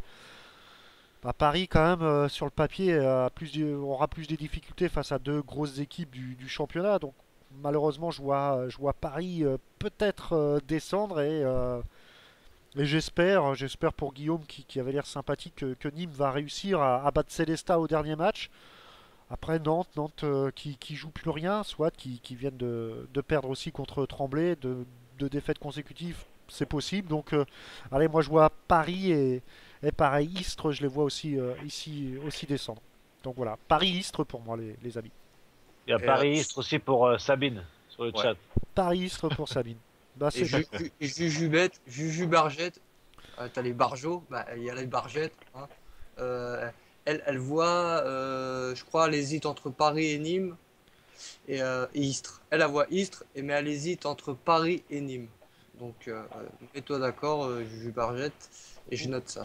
Ouais, parce que fais un choix. Voilà. Un choix et tu en rediscutes. Parce que moi j'hésite entre Paris et Istres, mais je vois Nîmes et voilà, non, je rigole. Paris et Istres. Hein. Voilà, Paris-Istres, hein, pas Paris-Brest, hein, les amis. D'ailleurs, on va reparler hein, après de Brest-Arvor, qui c'est vraiment. Allez, d'ailleurs, voilà. Fortena nous appelle, donc on va le mettre tout de suite dans la conversation, on est en direct. Donc, hop, petite passation technique et c'est parti. Bonsoir. Salut Rares. Ça va? Tu nous entends? Oui, je t'entends. Tu m'entends bien? Ouais, ça coupe un petit peu, mais ça devrait aller. Ouais, c'est parfait, ouais. Mika. Je suis sorti là de la maison parce que dans la maison, je capte pas trop. D'accord. Bon, Rares, merci de nous recevoir. Bah, avec plaisir. Donc, tu es un des étrangers qui est là depuis le plus longtemps en France, je crois. Ça fait 8 ans que tu es à Saint-Raphaël? Oui, depuis 2004. Est-ce que tu peux nous expliquer un peu ton parcours handballistique, par où tu as commencé et comment tu es venu en France? Le parcours handballistique en France ou depuis que j'ai commencé? Depuis que tu es jeune à l'étranger jusqu'à ce que tu arrives en France. Bah, j'ai commencé le hand 11 ans, comme tout le monde, comme ici en France. J'ai fait beaucoup d'années aux juniors, on a fait des championnats de Roumanie de juniors. Après, j'étais en équipe nationale de juniors et d'espoir de Roumanie. Après, en 97, j'ai signé mon premier contrat pro. C'était pour une équipe, en fait, c'était une équipe d'étudiants, mais on jouait en première division à Bacău, en Roumanie. Et après, en 2000, j'ai passé à Dynamo Bucarest, où j'ai vraiment connu le hand de haut niveau. On a joué en Coupe d'Europe et tout ça, en Coupe EHF, en Coupe de Coupe. On a fait une demi-finale de Coupe EHF avec Dynamo en 2003-2004, donc l'année juste avant que j'arrive en France. Et après, en 2004, je suis arrivé à Saint-Raphaël. Et depuis, depuis, on a fait 2004, malheureusement, on a descendu en deuxième division. Et après, on est monté la saison 2006-2007. Et après, on a fait 2 fois 6e, 2 fois 4e. Et voilà, cette année, j'espère qu'on va finir 3e. Et est-ce que tu peux nous expliquer un peu comment tu es arrivé en France? Est-ce que c'était, je suppose que c'était une envie personnelle de ta part? Est-ce qu'on t'a appelé? Comment ça s'est passé pour ton arrivée en France? Moi, je voulais voir autre chose que le championnat roumain et je voulais faire une expérience à l'étranger. Et ça s'est fait en 2003. J'ai parti un an en Israël. En fait, c'était une ambition à moi parce que avec Dynamo, mon ancien club de Roumanie, on s'est entendu pour un montant au salaire en fait. Et le jour de la signature, ils m'ont baissé le salaire beaucoup, donc j'ai pas accepté. Et là, c'était au mois de juillet, jusqu'on devrait commencer le prépa, et je me suis retrouvé sans club. Et il y avait une équipe d'Israël qui me voulait. Et après, j'ai dit non. Au lieu de signer en baisse au Dynamo, j'ai dit je peux pas accepter ça. Je suis parti un an en Israël en fait. J'ai voulu à tout prix connaître d'autres championnats, d'autres pays et tout ça. Et après, je suis retourné en Roumanie pour l'année 2003-2004. Et là, on a fait un très beau parcours en Coupe d'Europe. On a fait la demi-finale contre Altea. Et en fait, c'est là que le directeur technique de l'époque de Saint-Raphaël, il s'appelle Jean. Il est venu et il m'a vu. Il est venu au match retour là-bas à Altea. En fait, j'avais fait un très bon match. J'avais marqué 10 buts au match retour. Et donc voilà. Après, il m'a contacté. Ils se sont renseignés sur moi et 3-4 semaines après, j'ai signé avec Saint-Raphaël. Donc, si je comprends bien, tu as fait un an en Israël aussi. J'ai pas compris. Si j'ai bien compris, tu as joué un an en Israël. Oui. 2002-2003, j'ai fait en Israël. En fait, c'était une ambition à moi de partir parce que je me suis pas entendu avec Dynamo. Et on a fait en Israël, j'ai gagné la coupe, l'équipe où j'étais, et on a fini 3e au championnat. Et qu'est-ce que ça vaut comme championnat l'Israël en termes de niveau? Il y a 2-3 équipes qui sont au niveau de dernières équipes de la D1. Allez, on va dire au niveau de 10e, 11e place de la D1. Donc voilà, c'est pas très fort. Et après le reste, c'est le niveau D2, mais pas le haut de tableau. Donc il y a une très grande différence entre les premières 2-3 et le reste de l'équipe. Il me semble qu'ils ont fait 2-3 fois la Ligue des Champions, une équipe Hapoel Rishon LeZion. Je pense qu'ils ont joué contre Chambéry. D'accord. Et le championnat roumain, qu'est-ce que ça vaut? Le championnat roumain, malheureusement, maintenant, et le hand roumain, maintenant, il est beaucoup en baisse par rapport aux années, ça fait longtemps, aux années 70, là, quand ils ont gagné 4 fois le championnat du monde. Maintenant, on ne s'en sort pas, on n'a pas de très grandes performances. Les plus grandes performances, c'est une qualification pour les championnats du monde en Suède. Et là, on a fini 17e, je pense, ou 16e, je ne me souviens plus. Et après, au niveau de club, il y a HTM Constanța qui joue en Ligue des Champions chaque année quasiment, mais ils font pas des grosses performances. Ils finissent toujours dernier de leur poule ou avant-dernier de leur poule, donc ils ne se qualifient pas pour les quarts. Et est-ce que ça a un rapport avec le fait que le handball féminin, lui, fonctionne bien? Ça s'est coupé, je n'ai pas entendu. J'ai dit, est-ce que ça a un rapport avec le fait que le handball féminin en Roumanie fonctionne bien, lui? Désolé, Mika, je n'ai pas très bien compris. Ça a coupé. Ouais, ça coupe un peu. Je disais, le championnat féminin en Roumanie marche bien. Oui. Ah oui, le championnat féminin, il marche bien. Il y a 2 équipes Old Team Râmnicu Vâlcea qui étaient qualifiées en demi-finale de Champions League. Ils ont perdu contre Győr, contre l'équipe hongroise. Et samedi, il y a une équipe qui a fait la finale de Coupe des Coupes. Et ils ont perdu contre l'Ada Togliatti de Russie. Donc les filles ils sont très bien. Les filles, même en équipe nationale, ils sont tout le temps qualifiés aux Jeux Olympiques, aux Championnats du Monde. Même ils ramènent des médailles, des stars. Donc les filles sont très très très bien par rapport aux garçons. D'accord.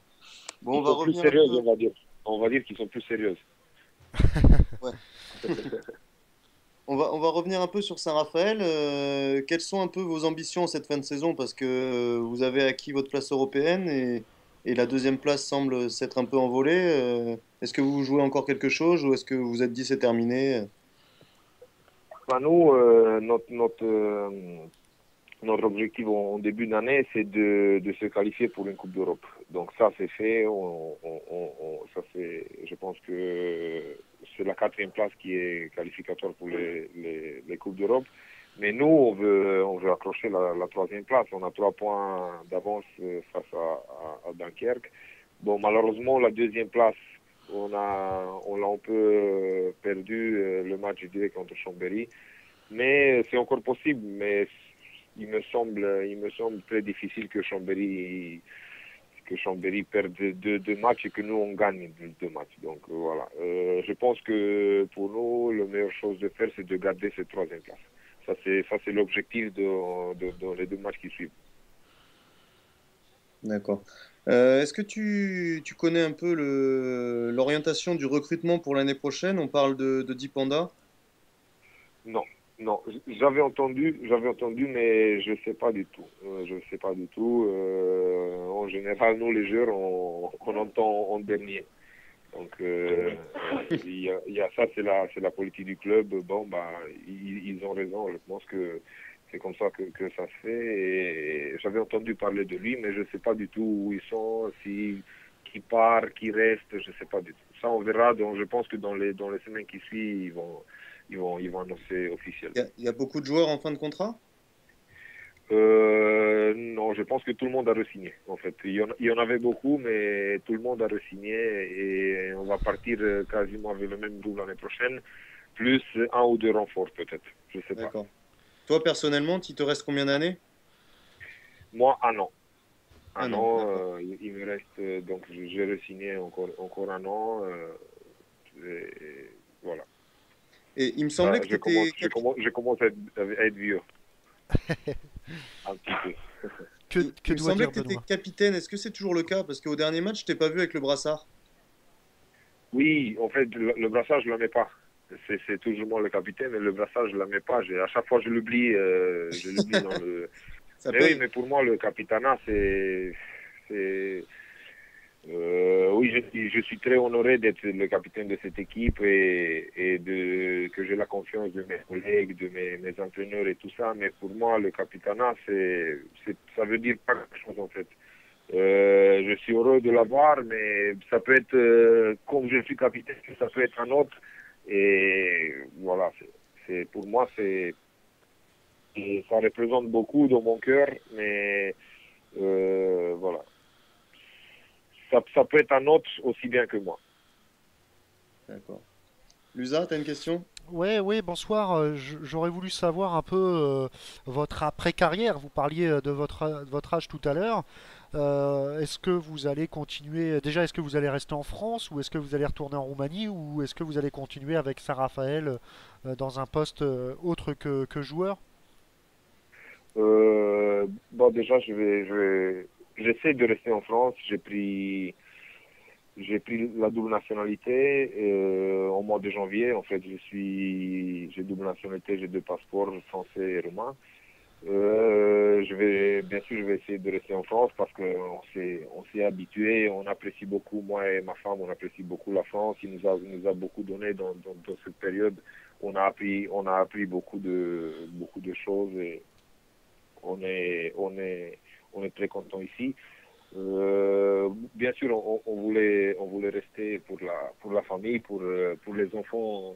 Je pense que c'est mieux de rester en France que de retourner en Roumanie. Là, en Roumanie, maintenant, les conditions économiques, ils sont pas très bonnes, donc on aimerait bien rester là. Et pour la deuxième question, je pense pas que je vais rester dans le cadre du club. Moi, j'ai d'autres idées en tête. Je suis en Roumanie, en fait, j'ai fait l'université du sport et j'ai un diplôme de professeur du sport. Donc, je m'oriente vers cette opportunité-là plutôt que d'être dans le cadre du club. D'accord. Voilà, peut-être, je vais entraîner une petite équipe d'enfants si les dirigeants le souhaitent ou voilà. Mais sinon, pour l'instant, je vais pas rentrer dans l'encadrement. On a une question d'un auditeur, Stan. Oui, même d'une auditrice, hein, je dirais même, c'est Sabine, hein, qu'on commence nous à bien connaître. Quel est ton meilleur pote handballeur français? Bah, c'est Nicolas Moretti, sans doute. Ouais. Allez, Nico Moretti, c'est mon copain de chambre, c'est mon collègue de chambre. Donc depuis son arrivée à Saint-Raphaël, on est tous ensemble, tout ça. On s'entend très bien, même nos familles s'entendent très bien. C'est sans hésitation, c'est lui. Une petite dernière question quand même, en ce qui concerne, on va dire, les ambitions de Saint-Raph l'année prochaine, c'est pareil, c'est pourquoi pas essayer de jouer la Ligue des Champions? Oui. Nous, on reste tout le temps conquérants. On va essayer d'accrocher la deuxième ou la première place, mais ça va être très très très difficile. Vous avez vu que c'est toutes les équipes qui se sont rencontrées, en fait. Et bah, ça va être plus difficile encore que cette année. Le niveau il monte et il n'y a pas de gros écarts entre les équipes. On a vu les derniers matchs, comme ils ont gagné contre Montpellier. Bon, même Montpellier ils sont pas au complet. Nous, on a perdu à Istres, donc on peut pas dire que on est favori. Même si on joue contre le dernier, on peut pas dire qu'on est favori ou que Chambéry ou Montpellier sont favoris. Donc Toulouse, ils vont faire des recrutements. Créteil, c'est une très bonne équipe. Montpellier reste Montpellier, Chambéry reste Chambéry. En plus, le frère Gilles qui revient. Donc, ça va être très très très difficile l'année prochaine. Nantes, ils sont capables de gagner contre tout le monde. Donc voilà, ça va être difficile, mais nous on reste, je pense, favoris pour les premières 3 ou 4 places. Bon, on l'espère. Oui, vas-y, Nico. Pardon, vous avez un gros avantage quand même. Si l'effectif reste inchangé l'année prochaine, les automatismes seront là, du coup. J'ai pas entendu. Ça a coupé. Je dis, si l'effectif reste inchangé la saison prochaine, les automatismes vont être là, du coup. C'est un gros avantage quand même. Si l'objectif change? Non, Non, étant donné que l'effectif sera quasiment inchangé, vous allez avoir les mêmes joueurs. Donc là, vous commencez à bien vous connaître, ça peut être un gros avantage. Oui, ça peut être un avantage et ça peut être un avantage, mais aussi on va prendre un an de plus. Parce que déjà, cette année, on était, je pense, on avait en moyenne on était la plus vieille équipe, on va dire comme ça. Donc, on avait la moyenne d'âge la plus élevée. Ouais. Donc, voilà, l'année prochaine, ça va être un an de plus, mais ça change rien. On est des compétiteurs, quand on rentre sur le terrain, on a les crocs et on a tous un par un, on a des grands cœurs, on se bat pour les couleurs du club et voilà, on rentre sur chaque match, on rentre pour gagner. Pour nous, ça change rien. Qu'on a 40 ans ou qu'on a 22, ça change rien. Est-ce que tu as des nouvelles de Aurélien Abili qui s'est fait opérer récemment? Oui, je l'ai vu ce soir. À l'entraînement. Il va très bien. En fait, ça s'est fait opérer du poignet, mais c'était pas très grave. Et un ligament qui était relâché, il lui a mis deux broches, et ils sont. Je pense que en fin juin, fin juillet, il va recommencer le handball. C'était pas très grave. Okay. Benoît. Oui, tu parlais justement de ton rôle de capitaine. On sait que Christian Godin a une très forte personnalité, il sait ce qu'il veut. Comment s'est fait son choix pour te désigner capitaine et quelles sont tes relations avec lui?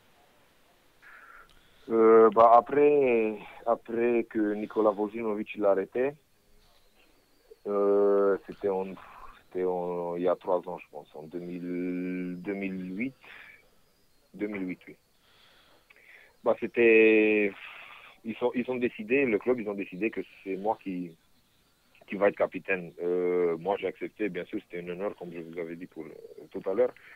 Et pour ma relation avec Christian, moi, je le connais depuis longtemps. On a même joué un an ensemble. Première saison que je suis arrivé en France, en 2004-2005, lui, il était gardien de but et moi, j'étais joueur. Donc, je le connais depuis longtemps. Et en fait, quand il est passé entraîneur, c'était automatiquement. Donc, lui, il était passé entraîneur, moi, je restais joueur. Mais le respect, j'ai un très grand respect pour lui et je pense que lui pour moi aussi. Donc on n'a pas de soucis. Bien sûr que des fois on se prend la tête, on s'énerve, on tombe pas d'accord sur beaucoup de choses, mais ça passe.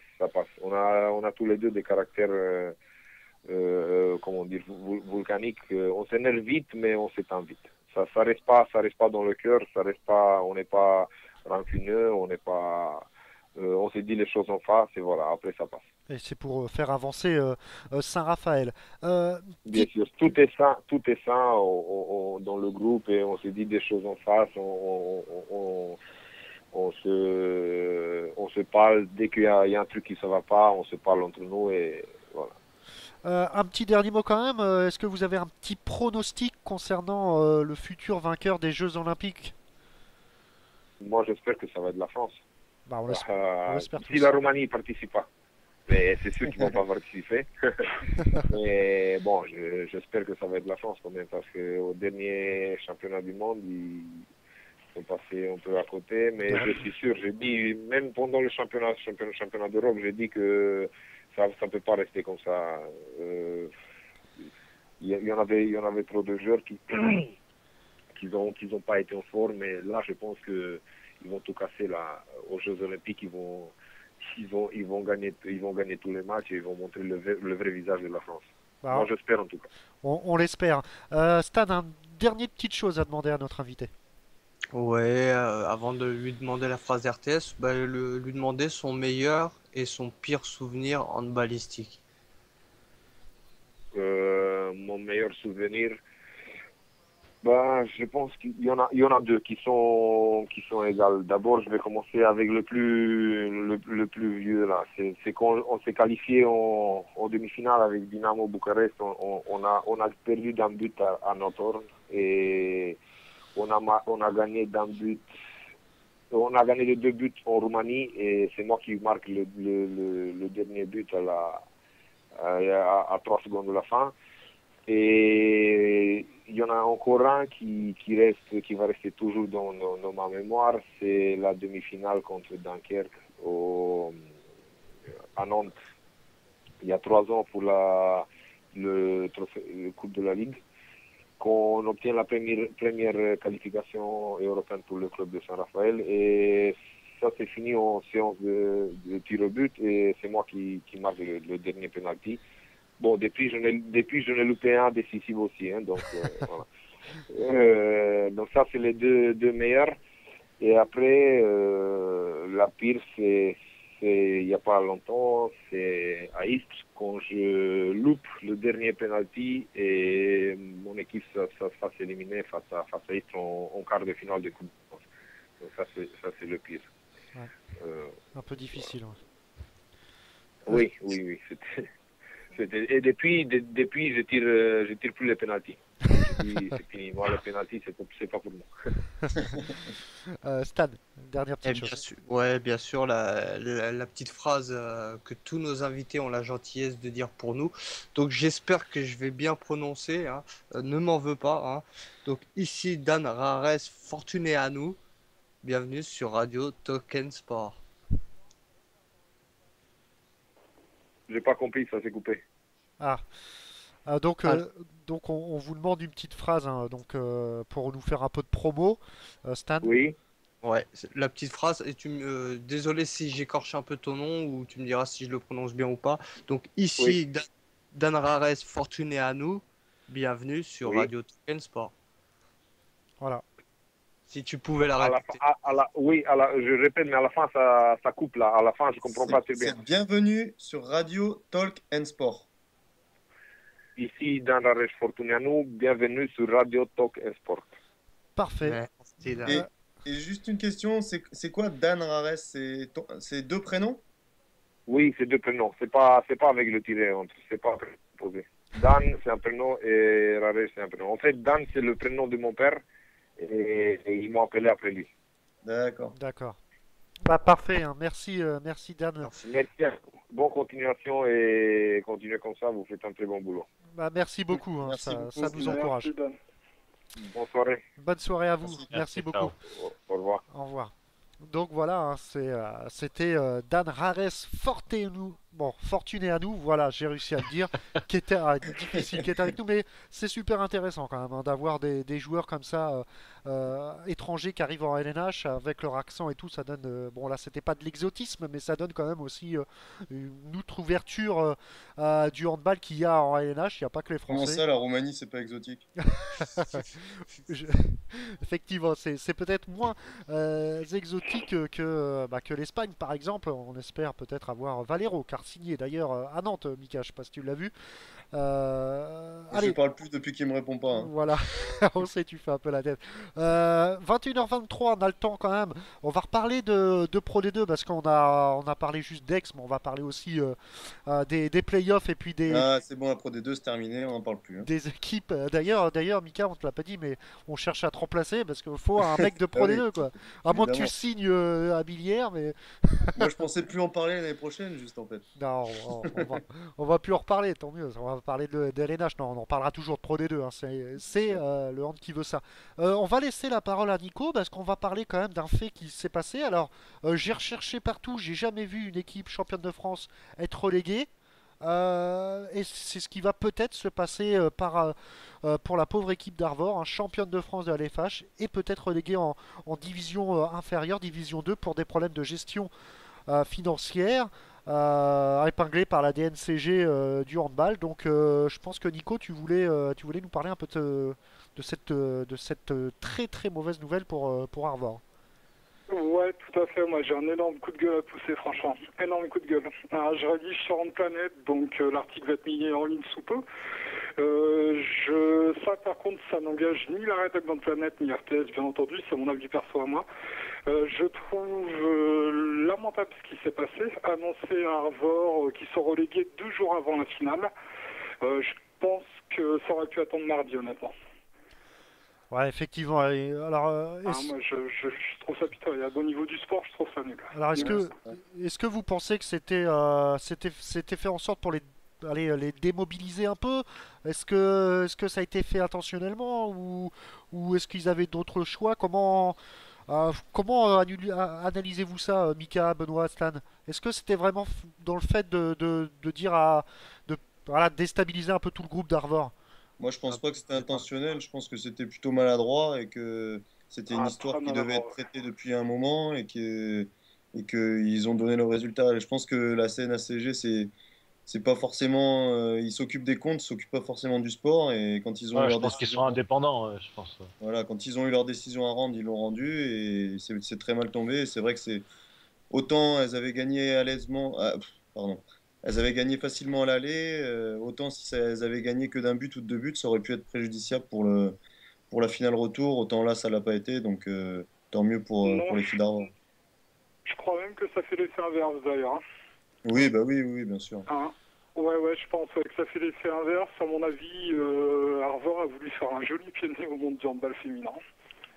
Il y a de fortes chances. Alors, est-ce que justement Arvor doit trouver de l'argent? On le sait. Est-ce que Benoît, ils sont peut-être pas encore officiellement en Pro D2, on l'a dit, mais voilà, faut trouver de l'argent. Arvor peut-il s'en sortir et rester avec leur titre en LFH? Ça va être chaud. Alors, je connais pas le montant du préjudice. 600 000 euros. Ah, quand même. Ouais. Alors, ce que je sais, moi, ce qui s'est passé au niveau du match ici Paris, c'est que le maire de Brest a fait le déplacement en personne. Donc, peut-être que la mairie de Brest est en train de s'intéresser au problème. Oui, il y a certainement l'agglomération qui est souvent sollicitée dans ces moments-là. Les clubs grandissent. Voilà, Quand les clubs grandissent comme ça. A priori, 600 000 euros, effectivement. Donc, oui, c'est quand même une somme qui est conséquente, même pour une agglomération. Maintenant, on sait très bien que on va pas dire tous les ans, mais presque, il y a des histoires de la sorte dans le handball, parce qu'on est encore loin d'avoir l'aisance financière d'autres sports, et donc cette situation se présente régulièrement, et il y a de nombreux appels qui se succèdent, et ça se termine souvent vers, on va dire, mi-juillet, début août, au début de la reprise, avec des décisions qui peuvent être à la fois positives pour des clubs, mais aussi on a vu aussi des clubs qui ne pouvaient pas faire face à ce déficit et étaient relégués. Donc voilà, là, à Arvor de réunir l'argent, mais c'est vrai que cette somme-là, j'étais pas au courant, ça me paraît quand même assez énorme. Après, il y a des possibilités de faire des plans sur un certain nombre d'années pour se résoudre de réduire la dette sur un certain nombre d'années. Maintenant, est-ce que le dossier sera assez solide pour le faire passer devant la commission? Ce sera tout le travail de la structuration du club afin d'éviter à Arvor, champion, de redescendre en D2. Mais tu vois, par rapport au montant, je disais 600 000 euros. Bon, ça, c'est des chiffres que j'ai lus. Hein. Je ne les tiens pas de source sûre, mais bon, je les ai quand même lus plusieurs fois. Justement, c'est là où je pousse mon coup de gueule, moi, parce qu'étant donné que le mal était connu, ça causait beaucoup dans le Landerneau féminin. Pourquoi ne pas avoir attendu mardi pour annoncer à Arvor qu'ils étaient relégués? Moi, c'est un truc que j'ai vraiment du mal à comprendre, quoi. Ouais. J'ai même lu dans la presse, a priori, on parlait de tentative de déstabilisation. Alors maintenant, peut-être que les propos ont été prononcés à chaud. Alexandra Lacrabert est en colère après Metz, qui a priori est en train de déstabiliser. Bon, maintenant, elle a peut-être tenu ses propos à chaud. Mais moi, je trouve vraiment ça très, très, très maladroit. Non, c'est ça un vendredi, quoi. 48 heures avant une finale. Bon, au moins, ce ils peuvent se soulager comme ça. Les joueuses d'Arvor, ça leur a pas trop perturbé, mais c'est vrai que être champion de France et être relégué, ça doit être des sentiments très contradictoires. Et on espère une fin, une issue heureuse pour ce club Brest. J'ai toujours eu une. Pardon, vas-y Nico. Ouais, je peux dire qu'il y a une joueuse qui souhaite une fin heureuse à Arvor. Je l'ai eu cet après-midi au téléphone, c'est Paul Baudouin, c'est ce qu'elle m'a dit. Franchement, bravo Arvor. Ouais, alors moi j'ai toujours été un peu mitigé là-dessus, parce que s'il y a des dettes aussi importantes, ça veut dire que les clubs, vivent au-dessus de leurs moyens, et donc quelque part leurs performances sont un peu pas méritées, dans le sens où moi je l'ai vécu à Nîmes, où le président Gallouedec à l'époque avait mis beaucoup d'argent dans des joueurs comme Bruno Martini et Kel Meganem, et Nîmes jouait régulièrement la 4e, la 5e place du championnat, alors que financièrement il n'en était pas capable, et ça déstabilise un peu la hiérarchie des clubs. Donc je trouve ça aussi normal que si le club vit au-dessus de ses moyens, il soit sanctionné à terme. Ah ouais, mais de ce côté-là, moi je t'en rejoins, c'est plus par rapport à, comme je disais, moi, au moment où la décision est annoncée. Mais par contre, de ce côté-là, je t'en rejoins, c'est pareil, au niveau de la Pro D2, tu prends des clubs qui veulent jouer les playoffs. Il y a peut-être des clubs qui vivent au-dessus de leurs moyens, et qui s'abordent entre guillemets champions.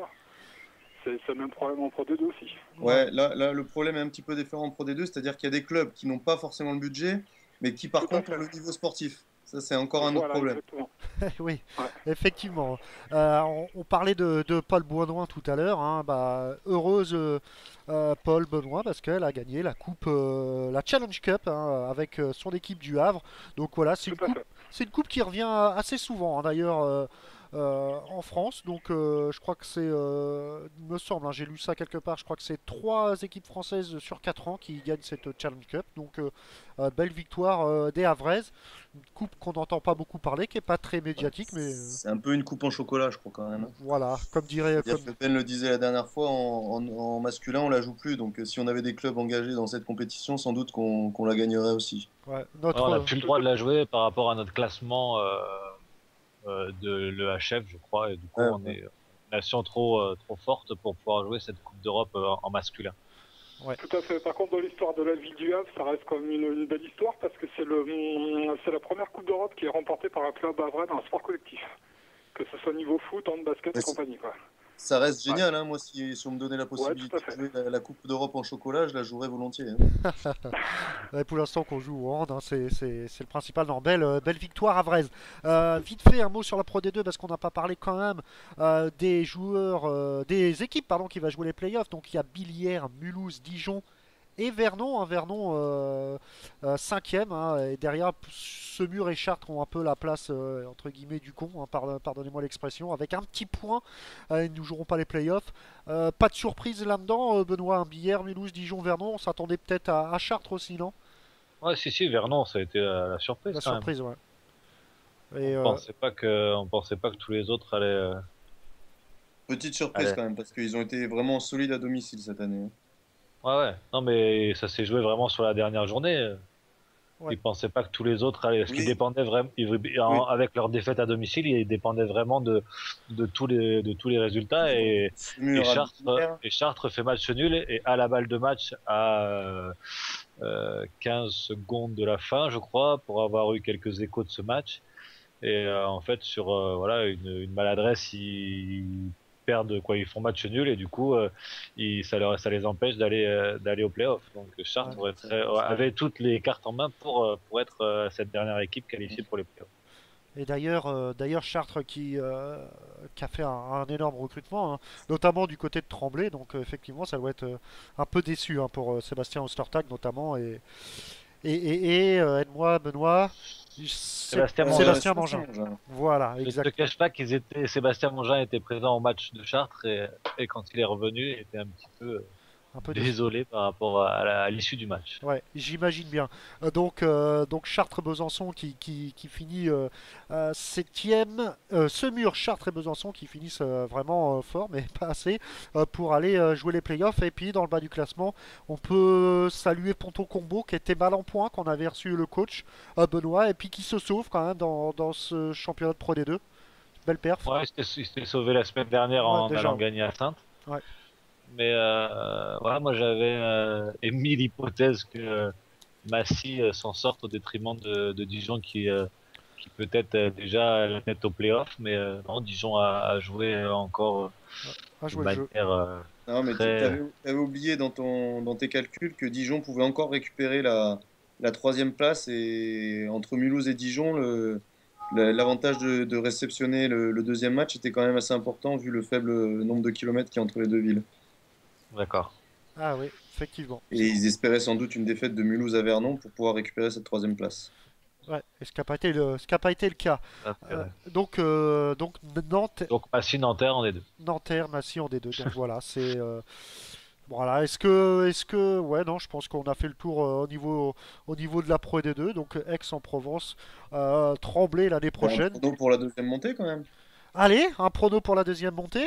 Alors, on a le choix entre Billière, Mulhouse, Dijon, Vernon. Alors, sur le papier, ton coach Mika nous a dit que le plus méritant aurait été de voir Billière quand même accompagner Aix-en-Provence. Mais voilà, est-ce qu'ils n'ont pas perdu des forces dans la bataille parce qu'ils n'ont rien lâché jusqu'au bout?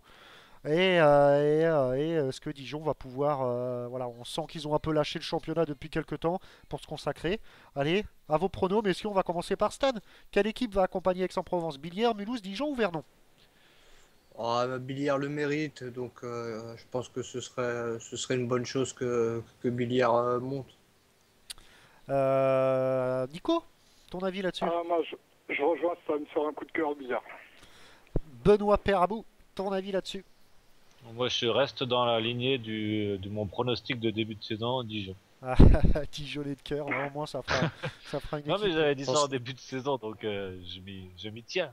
Même si ça risque d'être compliqué, mais je m'y tiens. Ça fera une équipe de sport collectif en première division du côté de la Bourgogne et Ne sois pas désagréable, ne sois pas désagréable. On va parler de bah Mika, ton prono, toi qui as joué toutes les équipes, laquelle que tu vois sur le papier? Malgré le fait que Billy a fait une saison extraordinaire, je trouve, parce que, encore une fois, on est champion, mais on a eu la chance d'avoir deux renforts de poids en janvier, chance qu'ils n'ont pas eu. Ouais. Donc ils ont vraiment tenu jusqu'au bout, et avec 67 points, je crois qu'ils auraient pu être champions de France plusieurs années en D2, malheureusement pas cette année.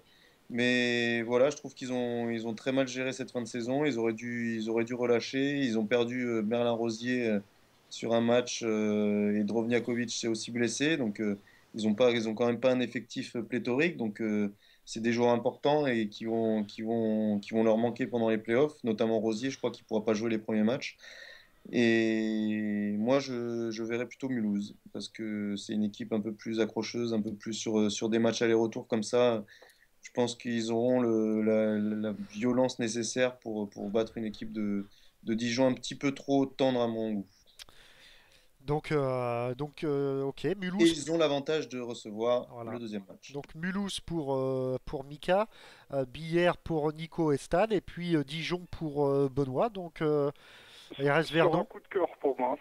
Ouais, Billière, c'est vrai. Toi, toujours pas, Ludo. Bah moi, Ouais. moi je dirais Vernon parce que c'est à côté de chez moi, ça serait sympa. J'ai joué au foot là-bas du côté de Vernon, mais ça serait quand même vraiment retentissant et un exploit de voir déjà Vernon jouer les playoffs, c'est beau, mais si et puis au niveau du budget, est-ce que Vernon aura le budget de jouer en LNH? C'est autre chose. Tout comme Billière, on peut se poser des questions. Allez, Et Mulhouse, c'est pareil, hein. ouais, Mulhouse aussi. Donc il y aurait que Dijon qui aurait peut-être les infrastructures et puis l'aspect financier pour jouer en LNH. Mais bon, c'est vrai que quand je vois Billière sans renfort, sans rien, finir à 3 points d'Aix-en-Provence avec 67 points comme tu l'as dit, ils ont fait un bon parcours maintenant. Est-ce qu'ils n'ont pas grillé un peu leur joker en bataillant jusqu'au bout? Bah voilà, allez, je vais dire Billière parce que sur l'ensemble de la saison, il mérite, même si ça va être très difficile. Mais j'aimerais voir Billière. Bah voilà, messieurs, je pense qu'on a fait le tour de toute l'actualité handballistique. Alors, il nous en manque pas mal, forcément, mais bon, en 1h30, même 1h40, on a pas mal déjà bossé. Alors, on excuse Guillaume Sorina, hein, qui avait des petits problèmes de portable, vous l'avez compris, il venait de l'entraînement, donc il était en voiture avec son kit main libre, on ne capte pas toujours, hein, il passait sous un tunnel, un truc comme ça, donc on l'aura une prochaine émission. Je sais Un que long tunnel. Un long tunnel. Je sais que vous avez été nombreux. Tunnel sous la Manche, en fait. Et j'ai Dans promis. l'Eurostar. J'ai promis à. Alors attends, que j'escorche pas son nom. Guigui Dubourg, qui connaît Guillaume Sorina, qu'on bossait, qui a été au collège avec lui et puis à la SNCF et tout le truc. On fait un film sur la SNCF. Donc ils se connaissent. Voilà, j'ai promis de lui dire un petit bonjour. Donc Guigui, bonjour de Handé. Et puis on espère avoir Guillaume Sorina prochainement. Michael, tu t'en charges qu'on s'excuse hein, pour les conditions à laquelle on l'avait eu, donc en espérant l'avoir prochainement. Bon, on va vous quitter, 21h40, c'est l'heure de la raclette pour certains, et d'autres, ça va être les séries sur Canal. On a été ravis de partager encore plus d'une heure et demie de hand avec vous. On va remercier le tout dernier arrivé sur RTS. Alors vous l'avez peut-être mal entendu parce que c'est par un téléphone portable, mais la semaine prochaine, on sera par Skype. La qualité audio, ça sera mieux. Mais Nico, j'espère que tu as apprécié cette première avec nous. Ah, moi, c'est un grand plaisir. Super plaisir. Donc on se dit à la semaine prochaine alors. Oh, à l'année prochaine, dans 10 ans même. Stan, on se retrouve mercredi pour Liberté pour les auditeurs. Ouais, comme d'habitude, encore une bonne émission, hein. Nous recevrons des supporters lensois, des supporters marseillais, peut-être d'autres, hein. On va finir par faire des booms. Non, blague à part, j'étais content d'avoir fait cette première émission avec Nico. Je trouve qu'il est très pertinent dans le débat et ça amène encore une touche supplémentaire en D. Donc j'étais très ravi qu'il fasse cette première et qu'il continue l'aventure avec nous. Stan, Ouais, je suis en droit de te chambrer? ouais, bien sûr. Ouais, il y a encore des supporters à Marseille? Ouais.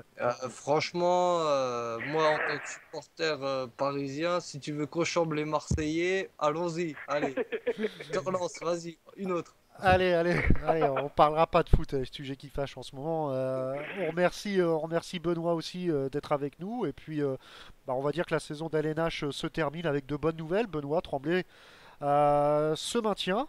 Et l'année prochaine, toujours à Tremblay, j'imagine. Tu nous l'as pas dit, mais quand même, Benoît. Oui, oui, toujours à Tremblay. Je voulais juste te féliciter, Ludo, pour avoir tenu ton rang dans cette période difficile avec ton club de cœur, pardon, la JOCR relégué en D2. Malgré tout, tu as été très professionnel pour cette émission, je t'en félicite. Tu as été digne dans la bataille. C'est vrai, j'avoue que là, on peut dire chapeau bas l'artiste. J'avais des craintes sur ton état physique et psychologique. Bah, je trouve en grand professionnel, tu as été très très bon. Eh ben, je vais te dire en toute honnêteté que je me demandais comment j'allais pouvoir la faire.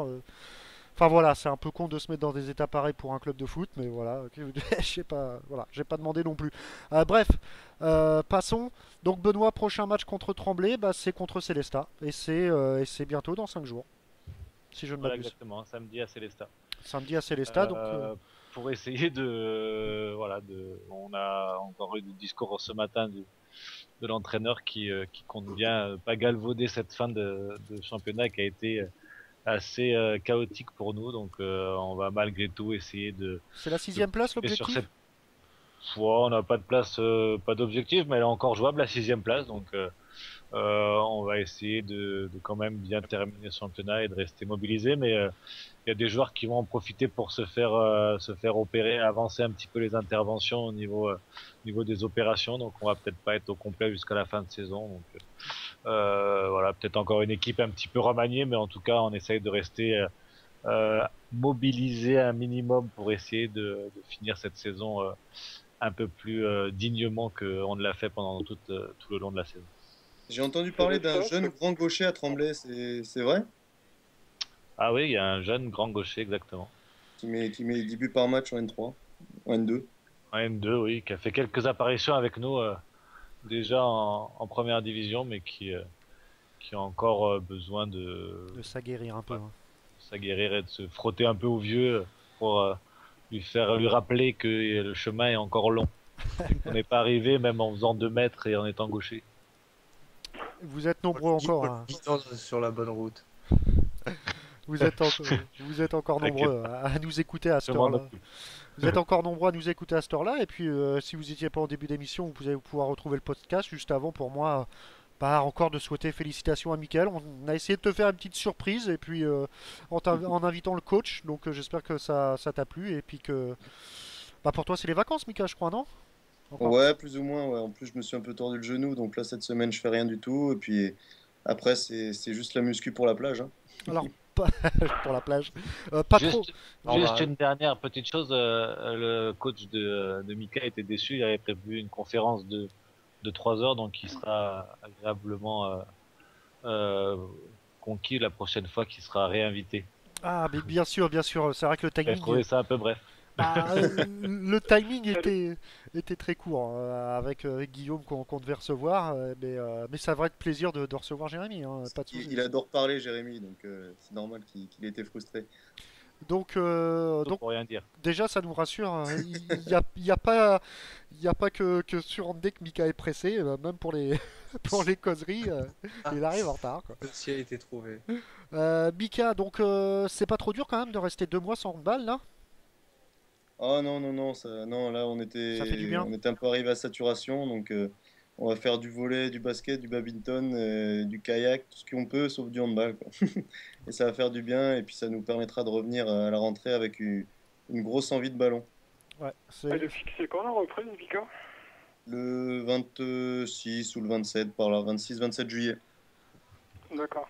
On fait 7 semaines de prépa.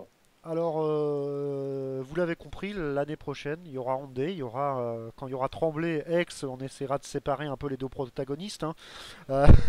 Ça va être. Je voulais ajouter aussi que j'ai eu une accréditation pour le Final Four en tant que Andé, donc on avance.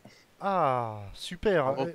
Super, bravo, bravo Michael. Donc Final Four quand même pour Randé. Et je tiens à préciser aussi qu'on va peut-être avoir la chance d'avoir aussi un envoyé spécial du côté du TQO à Lyon pour la qualif des Jeux Olympiques des filles, l'équipe de France. Donc pour parler en off, on essaiera d'envoyer quelqu'un là-bas pour nous faire vivre un peu ces matchs. Et puis voilà, Michael se déplace au Final Four. Donc excellent, excellent, bien joué Mika. Et puis on se retrouve quand même pour la semaine prochaine pour Handball, l'avant-dernière saison de LNH. Il y aura encore pas mal de choses à dire, vous inquiétez pas, l'actu du handball est riche avec les JO qui arrivent et tout ça. Allez, je vous souhaite bonne soirée messieurs et à la semaine prochaine. Ouais, salut. Et ben à la semaine prochaine. Salut, ciao. Ciao. Et puis on se retrouve, comme je vous l'ai dit, demain. Ah, demain, non, j'allais pas oublier, demain, Ludovic Giuli. Oui, vous le connaissez sûrement, vous qui écoutez le hand, mais Ludovic Giuli, footballeur, qui a joué au Barça, qui a joué une finale à la Ligue des Champions avec Monaco, qui a joué en équipe de France, sera avec nous. Il a joué au Paris Saint-Germain. Ouais, mais ça, c'est pas trop une référence. Mais a joué au Paris Saint-Germain, non, je déconne. Qui a joué d'excellentes saisons d'ailleurs au Paris Saint-Germain. Ludovic Giuli sera avec nous. Donc, quand on aime le foot, on parle foot à partir de 21h.